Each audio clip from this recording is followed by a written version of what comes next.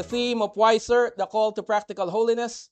And today, as we start the book of 2 Peter, which we have subthemed Wiser to the end, because in a world full of trials and sufferings and challenges, as we have established in Peter's first epistle, a believer must not lose sight of the prize and endure until the end, until that time when our Lord Jesus Christ comes back and takes us home. Amen? This world is not our home. We are called sojourners and foreigners in this world, and we will never have our best life here. Our best life will be with our God and Savior, the Lord Jesus Christ, forever, in His presence in heaven. So today, the title of the message that we have by the grace of God is called No More Excuses. No more excuses. Tell the person next to you, no more excuses. No more excuses. As we look at 2 Peter chapter 1, verse 1 to 4. May I ask you a question? Do you remember this place? Who remembers this place? We have often flashed this place when we study the book of 2 Timothy. Remember? Paul's second letter to Timothy. And if you remember, this is a prison in Rome, and it's called the Mamertine prison. This is where the Apostle Paul wrote his letter to his favorite disciple. And who is his favorite disciple? Amongst his many disciples, the disciple that he calls his son, which is Timothy. We know that when the Apostle Paul writes the second epistle or the second letter to Timothy, at this point in time, he is being imprisoned in the Mamertine prison, and he is awaiting for his execution. And for all intents and purposes, the Apostle Paul is being wiser to the end. Because instead of just waiting for the time when he will be executed, he made himself productive by imparting wisdom to Timothy as he wrote the second letter to Timothy, which why we have it in the Bible as 2 Timothy. Okay? Peter, many believe, or it is quite accepted, that Peter was in the same predicament when he wrote the second letter to the churches. In fact, it is believed that during the time when Peter wrote the second epistle, he is in Mamertine prison as well, and it is sort of the same time frame when Paul was also in the Mamertine prison. So it's quite conceivable that they were in the same prison together.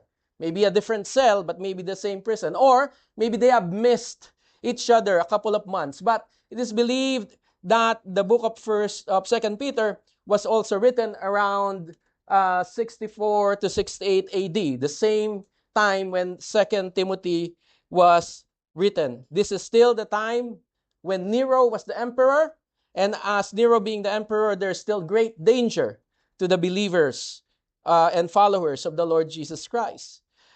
The exact recipients of the letter was not named, so it's not like he's sending it to a particular church.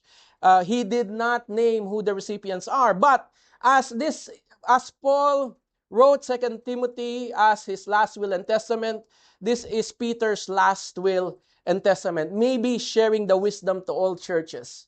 Some believe that maybe it's a follow-up letter to 1 Peter, which was sent to the elect exiles in Asia Minor. But in this case, it is well accepted that it is an open letter to all the churches. And like Paul, basically Peter spent his last few moments being wiser to the end, writing his last will and testament, a final word of wisdom and advice from a dying man. The key themes of this letter is again, in fact, holiness and Christ-likeness, which is Peter's main point. Holiness, Christ-likeness, and suffering in his first letter. It is also quite heavy on truth, seeking truth, understanding truth, and discerning truth. As during these times, there have been many false teachers who have wiggled their way to the church and therefore Peter was imparting wisdom so that the believers will not be swayed by the false doctrines and false teachings that they are hearing. And, of course, despite of all the suffering and challenges, particularly by these false teachers, Peter also aimed to encourage the believers that whatever suffering we experience in this world, we must look forward. Look forward to the hope that is coming, the future glory that is coming for each and every one of us. At its entirety, again, Peter wrote this letter to ensure that believers are not swayed and that they stay wiser to the end. They not be influenced by the false teachers who have started to influence the church. In fact, this letter contains one of the strongest condemnation of false teachers in the scriptures. And we will be able to study that when we go to the second chapter of this book. If I put a big idea on this book, it will be like this. Believers are to be wiser to the end, persevering in what? Holiness, rejecting false teaching, and living in hopeful expectation of Christ's return. I hope that we have contextualized the book and remember all of this as we go through, that we may be enlightened by the words of the Lord. Now, as we dig in deeper to 1 Peter, we have read the verses before worship a while ago. We are looking at 2 Peter verse 1 to 4. Let's revisit the first two verses as we have read a while ago. This is Peter's very theologically rich introduction in his letter. There's a lot of things that we can learn just from this introduction. First, he writes his full name, Simeon Peter, or, okay, to make you more comfortable, Simon Peter. Okay? Simon, of course, his birth name. His name is Simon, Simeon. And Peter, Petros, the rock, Rocky, is what the Lord Jesus Christ named him. Okay? He was called Peter by the Lord Jesus Christ. And in introducing himself as Simeon Peter or Simon Peter, we can sort of feel the formality in this letter. Amen? First Peter he only introduced himself as Peter. Here, he's writing his full name, Simon Peter. It makes us feel the sobriety of this letter. And probably, again, he's recognizing his final days. As my last will and testament, I, Simeon. Diba? I always make it an example, you know. In your younger days, when your mother is mad at you, you know, if she calls you by your nickname, for example, Sister Geraldine, no, her mother will call her. He will say, Je, okay, so you know that there's no problem, okay. But when the mother shouts, Geraldine, now you know that there's a problem because you're being called by your full name, okay. But so here we can see the formality and the seriousness in the writing of Peter. He introduces himself as a servant first. In Greek, doulos, a bond servant of Christ, a slave of Christ, before he introduces himself as an apostle. In 1 Peter, he invoked the authority pretty quickly. I am the apostle of Christ, therefore you must listen to what I say. In here, he first mentions that above anything else, he is first a slave of Christ. It is true for us all believers, isn't it? Above anything else, whatever we do, we are first slaves of Christ, a bondservant of Christ, a doulos of Christ. He is first emphasizing submission to Christ before his apostolic authority, showing of his acceptance maybe of God's will, okay, and his destiny. He have accepted his destiny. And his identity is not about being a leader of the church, but his identity is about being the servant of the church. And maybe he's thinking about the transformation in his life. The first two lines there, Simeon, his old life, Peter, his new life. He's now a servant. He's now an apostle. Of course, we know in his past life, he was just a fisherman, which was made a fisher of men. And here he is showing how the Lord have changed his life. A doulos, a servant. And if we call ourselves a doulos or a servant of God, it is a very significant thing. You know, sometimes we say, okay, we are ministry partners. We do this for the ministry. We do this for church. But we must feel the seriousness of being called a servant of God, of being called a slave of Christ. That the servant of God must be inalienably possessed by God. What does that mean? That you are indeed his slave and he is your master. Therefore, you can't change your master and you cannot have two masters. You cannot obey someone else apart from Christ. Christ should be the highest authority in your life. That the servant of God is unqualifiedly at the disposal of God. The Christian has no rights of his own, for all his rights are surrendered to God. And so if God tells us to do something, all that we can answer is yes, Lord. Yes, Lord. Yes, yes, Lord. Amen. And that we owe an unquestioning obedience to God. Again, what I say a while ago, you don't question what God wants you to do. Not just in ministry, but in life, where He is leading you. You don't question where God wants you to go. You only ask, Lord, what will you have me do? And I will obey it. To be a servant of God.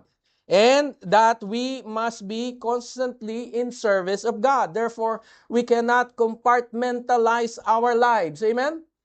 You can't compartmentalize our lives. We can't say, okay, Lord, from 3 to 5, I am going to worship you. From 5 to 7, we have gossip time. Therefore, we will huddle somewhere and gossip. You can't do that. Amen?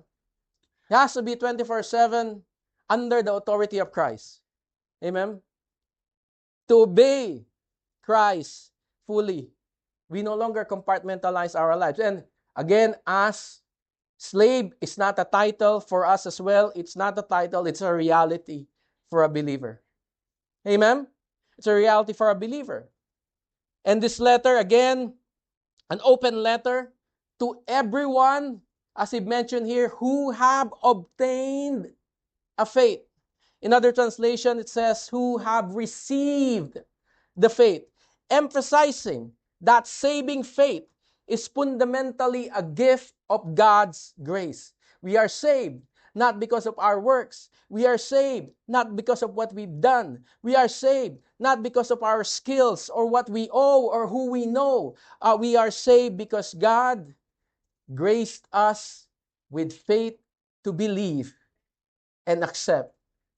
We are saved because God deemed it to be. Amen? So all glory must belong to God, not of our own works. It is a free gift of God that no one may boast when we talk about salvation. Amen? It is divinely allocated and not earned. It is obtained through God giving the saving faith. And one thing that he also mentioned in the next line is that his faith is of the believer's faith, the reader's faith, is of an equal standing to his own faith. So, sometimes in religion, we love hierarchies. We put, this person on top, that person, and then this person, that person, until we have a big hierarchy tree that no one understands and it all becomes red tape. You know, um, and sometimes we want to look at someone and say, oh, that person is closer to God, he's closer to God than me. Therefore, maybe you have to pray for me because you're closer to God. Peter said that your faith, O common believer who is reading this letter, actually is of equal standing with ours. There's no higher or lower faith because faith is given by one Spirit, the Spirit of God. Amen. We may have different gifts, but we have the same faith. Amen.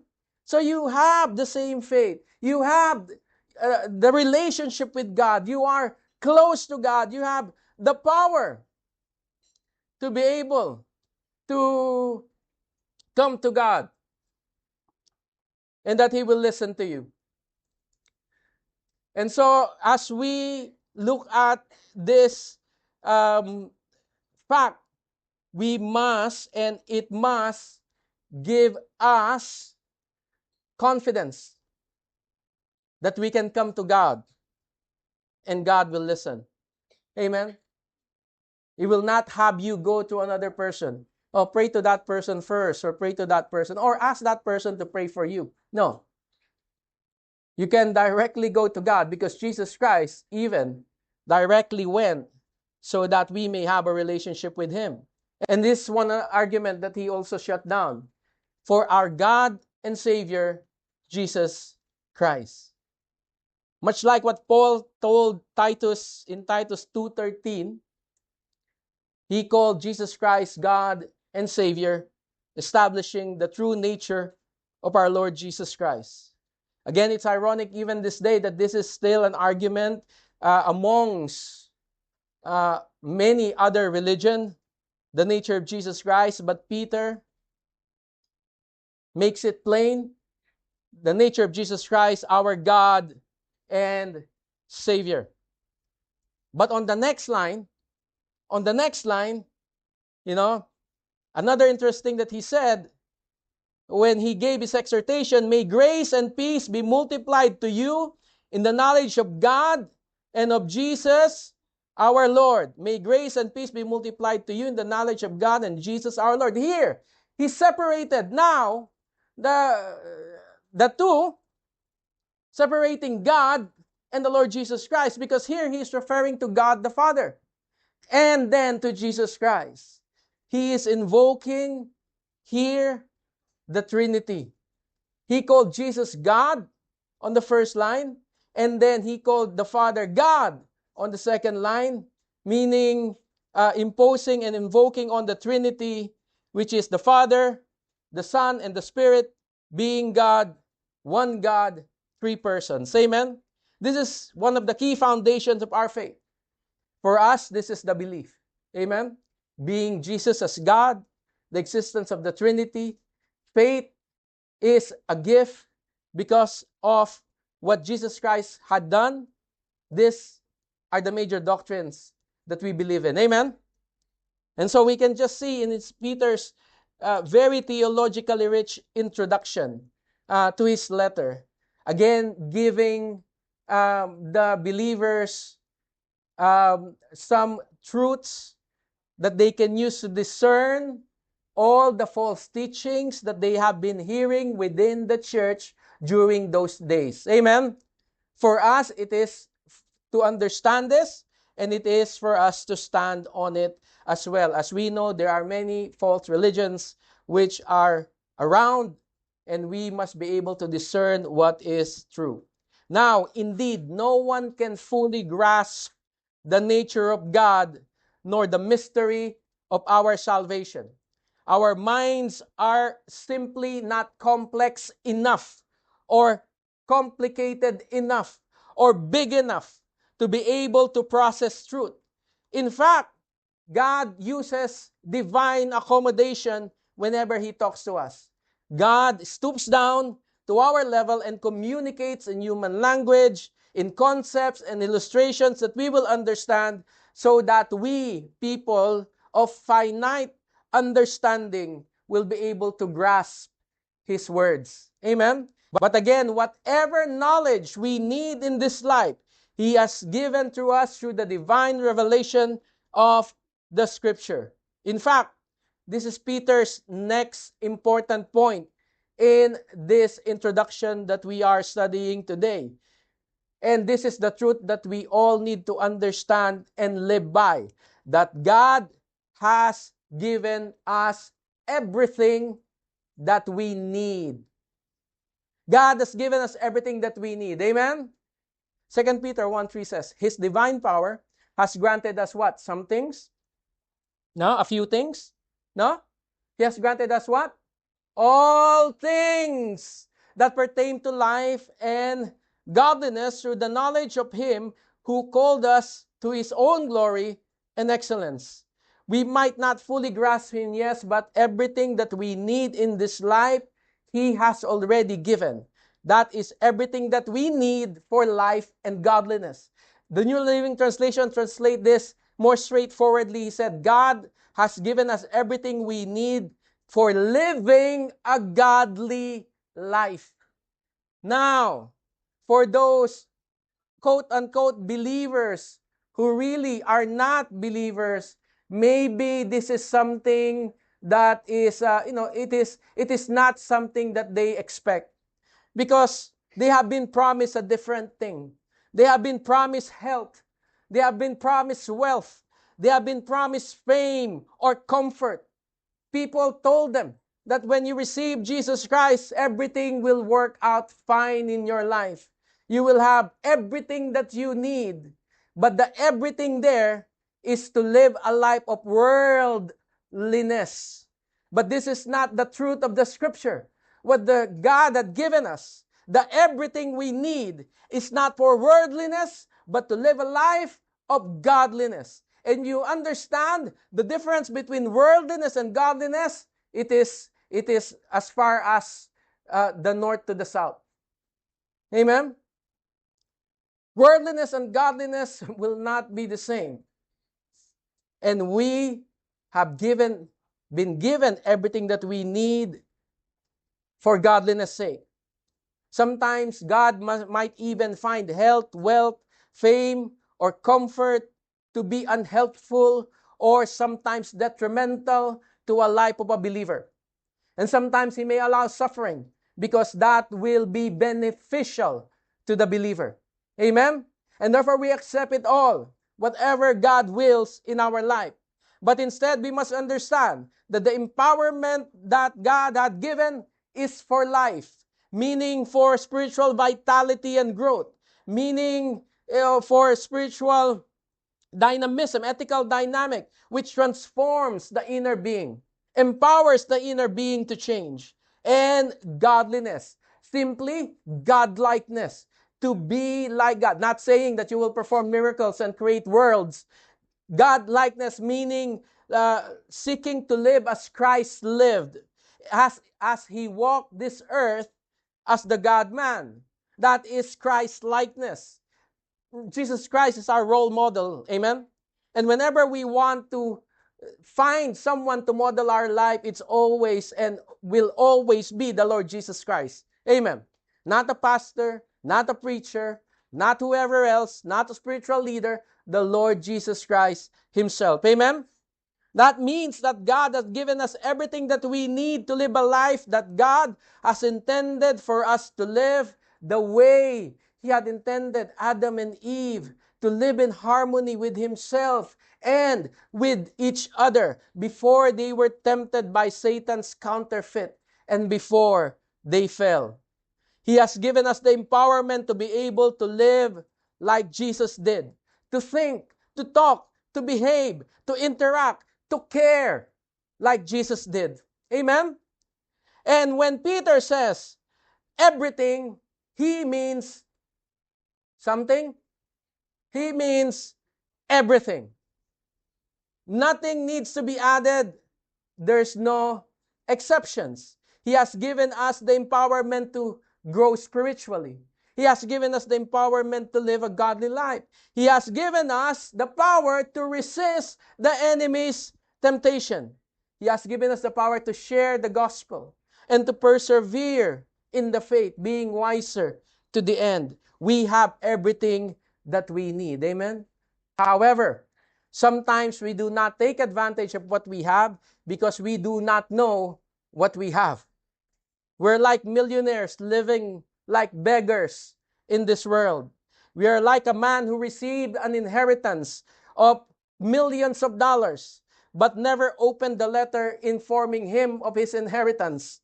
Therefore, he continues to live in the streets, hungry and impoverished.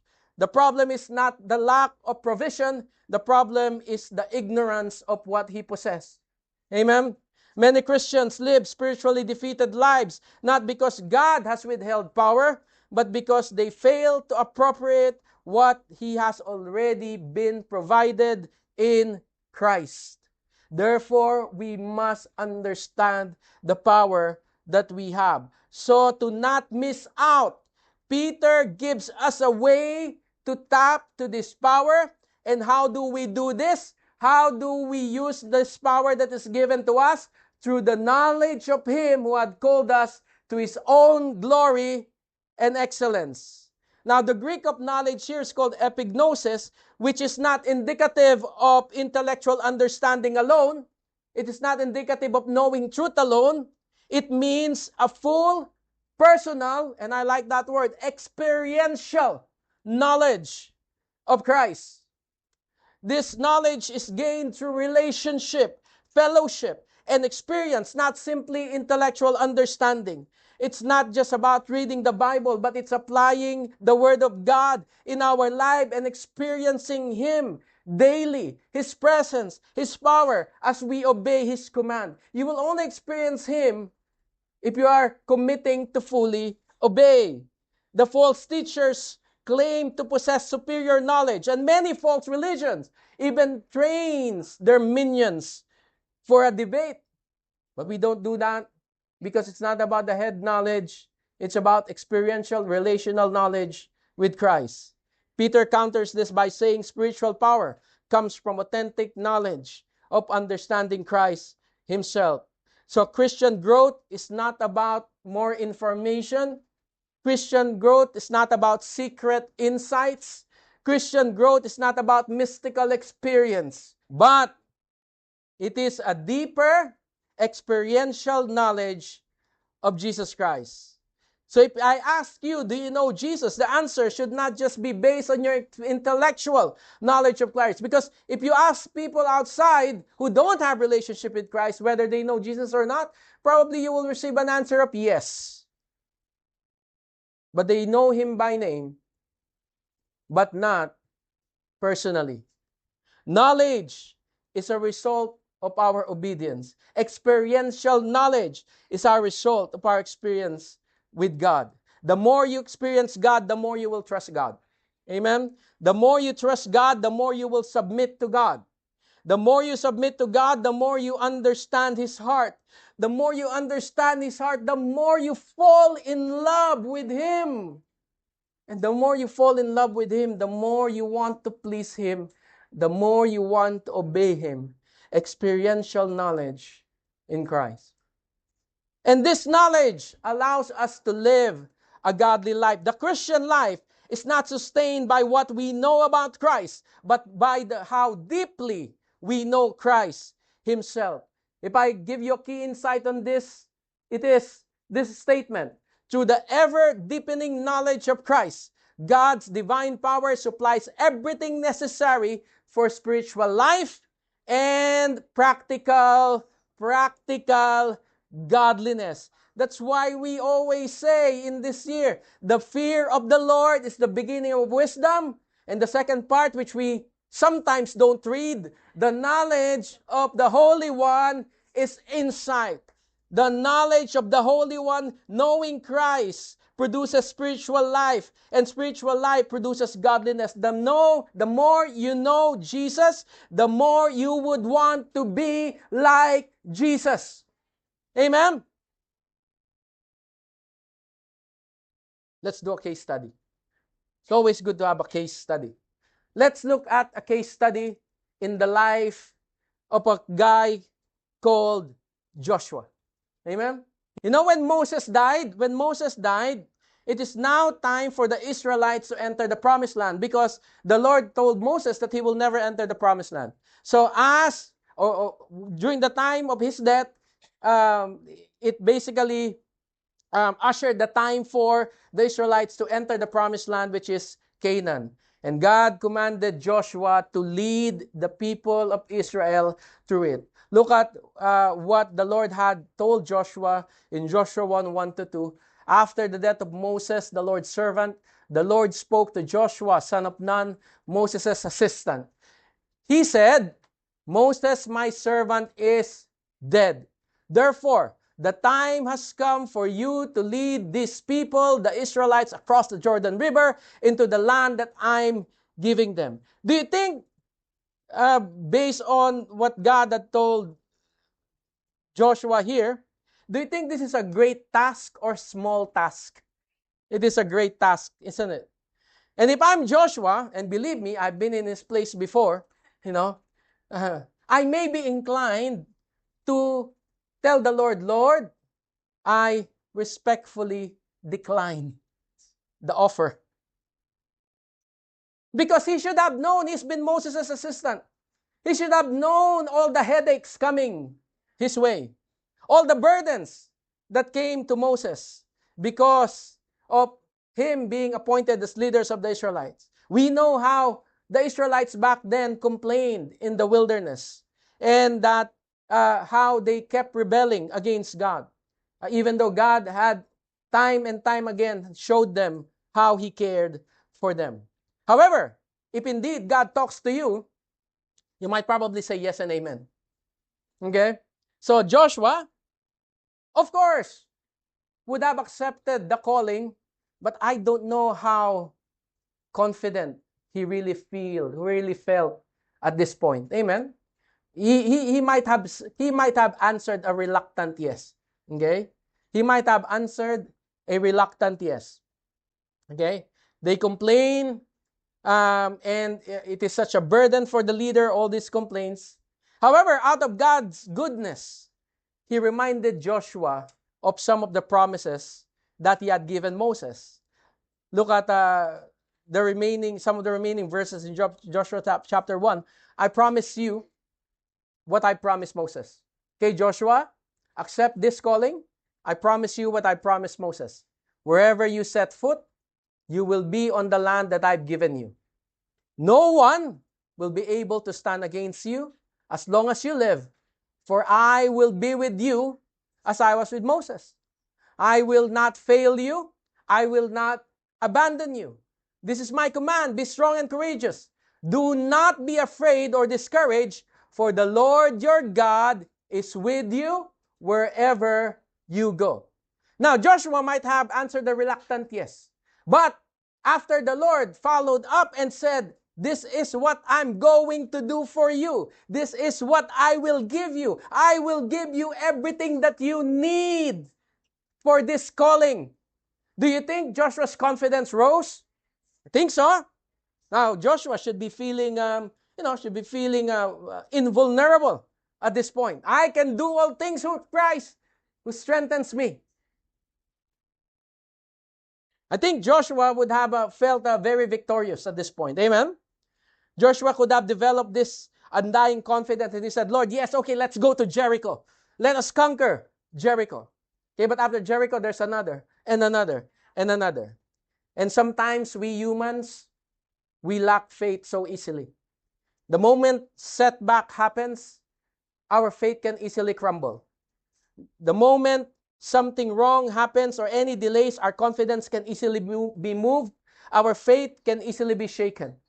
And so, much like what Peter had instructed for us to do to tap into the power of God, God will instruct Joshua to tap into the power, to not lose confidence, and take advantage of God's promises and provisions through this instruction that He will give him. And it is an instruction that I know everyone here knows. Joshua 1:7-8, be strong and courageous, be careful what?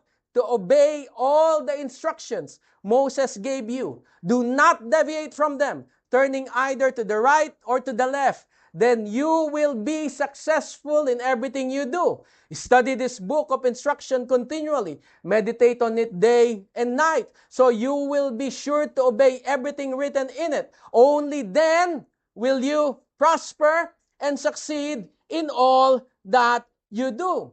God told them yes to be strong and yes to be courageous, and do not deviate to the instruction. This is likened to our previous discussion about the road to Christ likeness. Do not turn to the left, do not turn to the right. Go straight, follow the instruction, much like what the Lord had taught us before. And how? How can you make sure you don't deviate?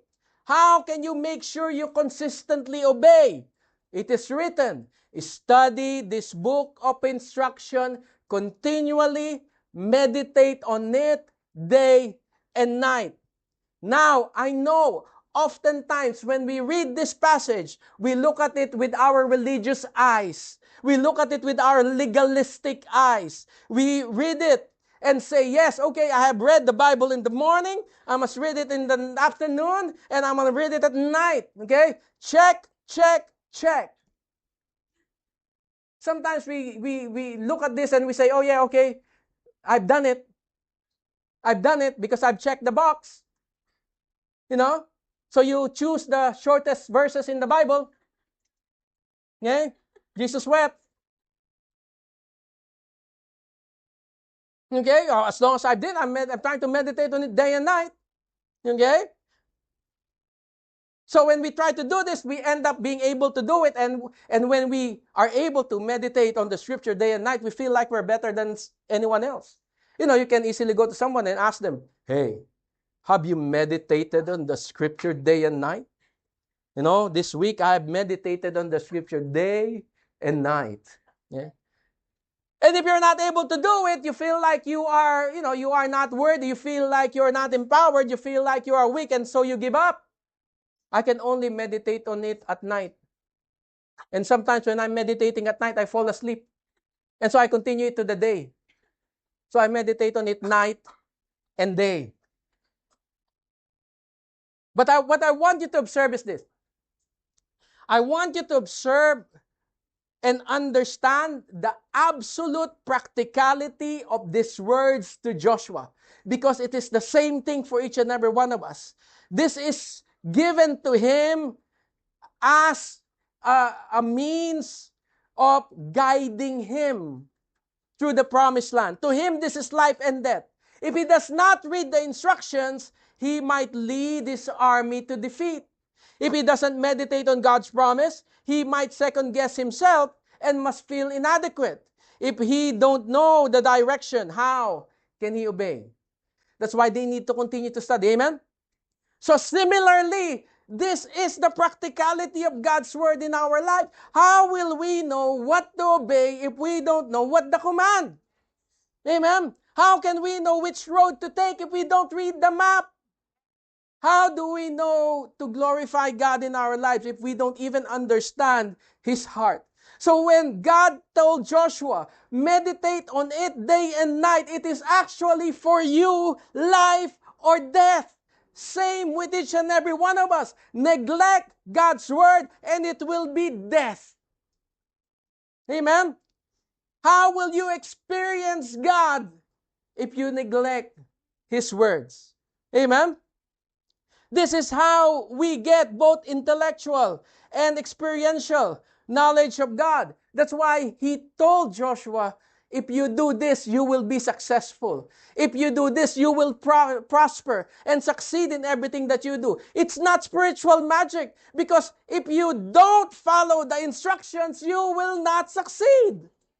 Amen? So follow the instruction. Tell the person next to you, follow the instruction. Meditate on it day and night. Do not legalistically read the Bible. Cherish it. Consume it as if it is food. Amen? Consume it. Meditate. Meditate does not mean just read. Meditate means looking at it and really trying to apply it in your life. Amen? That's why Jerry Bridges said, it is impossible to practice godliness without a constant, consistent, and balanced intake of the Word of God in our lives. Amen? We're not using it to be biblical scholars. Amen? We're not using it so that we can memorize the Bible. We're using it so that our lives may be transformed, because we know actually what we ought to do as Christ followers. And we can do it because we are empowered by the Holy Spirit. Amen? This way, of course, no false teaching will ever sway you with their lies.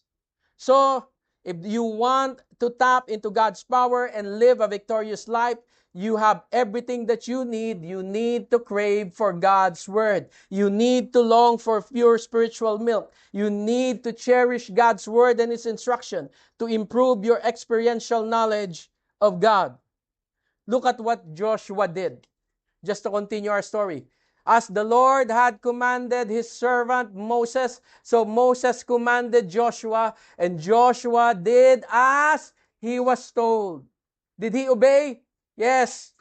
Carefully obeying all the commands that the Lord had given Moses. Was he successful? Let's jump to chapter 21. Not a single one of all the good promises the Lord had given to the family of Israel was left unfulfilled. Wow. Everything he had spoken came true.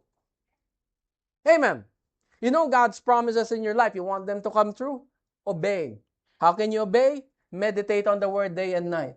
This empowers you to live a godly life. Joshua obeyed everything, and everything of God's promises came to pass. He was blessed indeed. He had been given an inheritance, the land of Canaan. They have conquered Canaan. The Israelites, finally, in the promised land, because he had listened, because he had devoted himself to God. You know, we too have an inheritance. Amen? We too have an inheritance. We too have been given a promise. Verse 4 says, by which, to the godliness by which we have been granted this precious and very great promise. So the inheritance that was promised to you is both precious and very great. Precious means of great value, costly, highly esteemed. Very great means extraordinary, impressive, and significant. And what is that inheritance? That we become partakers of the divine nature. Amen? And that we escape the corruption of this world. That is why we need to be wiser to the end. Because at the end of this life is a great inheritance that only the true followers of Christ will be able to enjoy. So stop living a defeated life. Amen? As if you can no longer progress into maturity. One of the most annoying excuse that I hear from any believer is the excuse that says, I'm only human. Okay? Whilst we understand that, and, we must not, of course, we understand it. We all live it. Okay? We all struggle with sin. But we must not make it an excuse to tolerate or manage our sin. Once you say, well, I did it because I'm only human, no matter how big or how small the sin is, you are basically making it as an excuse for habitual or willful sinfulness. Amen? Yes, we are not perfect. Yes, we battle the flesh. But when a believer says, I can't help it, I'm always angry. Or I cannot overcome this habit. It is me. I've been like this since I was young. I've been a chismosa since I was young. Okay? I can no longer overcome this habit. Or, everybody sins anyway. I'm only human. Okay? Whenever someone says that, whenever a believer says this, he or she may unknowingly be denying the sufficiency of God's provision. You have been given everything. Saying that I have no power to change, I'm only human, is not aligned with God's word. This is nothing but a clever lie from the enemy itself. It's false humility. Amen? You're not being humble by saying that, no, because I've not reached the peak of my spiritual powers, I'm still going there, by the grace of God, I'll be there. I'm only human. Okay? And you think people will look at you and say, oh, he's very humble. Okay? No, that's not humility. That is false humility. You're basically making an excuse for executing your sin. A Christian is not just a human trying harder. Remember that. Okay? It's not just a person trying harder. We are partakers of God's divine nature. The Holy Spirit lives in us. The same power that conquered the grave lives in you. We have given the power to cut away from our sins and live a godly life. God has given us His Spirit. God has given us His power, His Word, His promises, His grace, and His knowledge. Everything necessary for a godly life. Amen? So, no more excuses. No more excuses. Tell the person next to you, no more excuses. No more excuses. Only excellence. No more excuses, only excellence. God has given us everything that we need to live a life of godliness. The Christian can no longer hide behind the excuse, I am only human. Before conversion, we don't have the power to please God. But now, His divine power has granted that everything that we need pertaining to a life of godliness. We may stumble, yes, but we are no longer helpless. We may struggle, yes, we will, but we are no longer powerless. God's provision removes our excuse to make godly living and makes godly living possible. And to enable this, we must increase our experiential knowledge of Him, meaning get to know Him personally, talk to Him intimately, abide in Him, draw closer to Him, experience Him daily through His words and by applying His words in your life. So when we send all of these devotionals and we tell you to join all of these cell groups or the CCFI, it's not to give you head or intellectual knowledge because that will not help. It's for you to understand who God is and for you to be able to meditate on His words day and night. You know, remember those devotionals that we started sending? There's a question, reflection. That is what you meditate day and night. Okay? It does not mean that you read one verse in the morning, you read one verse. No, you study the verses and then you reflect, you meditate, you question yourself. How can I apply this in my life? What does this mean for me? Amen. The big idea is this: God has given us everything we need for a life of godliness through Christ.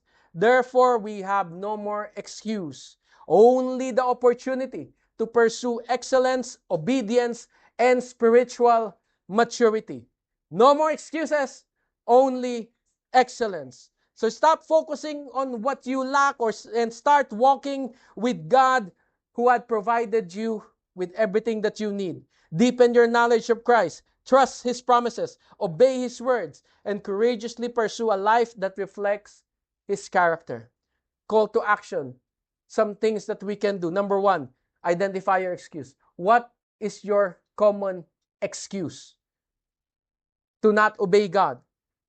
What is keeping you from obeying Christ? Identify your excuse. Then replace the excuse with God's promise. Here's where it matters. If you don't know God's promise, how can you replace the excuse? And then take one step of obedience. This week, try to take one step of obedience. What is one thing that you know you should be doing that you are not? Take one step of obedience. Amen? If you are neglecting prayer, commit to daily prayer. If you're neglecting scripture, follow the devotionals. Read your Bible. If God had been prompting you to serve, take a step to serve. Depend on God's power and not your own. Stop telling yourself you can't. You can through the grace of Christ. And pursue excellence always. Balakpakan natin ang Panginoon. Thank you for joining us today. We pray that this message has blessed and encouraged you. If you'd like to stay connected, follow us on Facebook at Logos Global Missions Hong Kong or visit www.lgmhk.org for more resources and upcoming events. Remember, faith grows when we walk together, so share this episode with someone who needs hope today. Until next time, may the grace of our Lord Jesus Christ, the love of God, and the fellowship of the Holy Spirit be with you always. God bless you.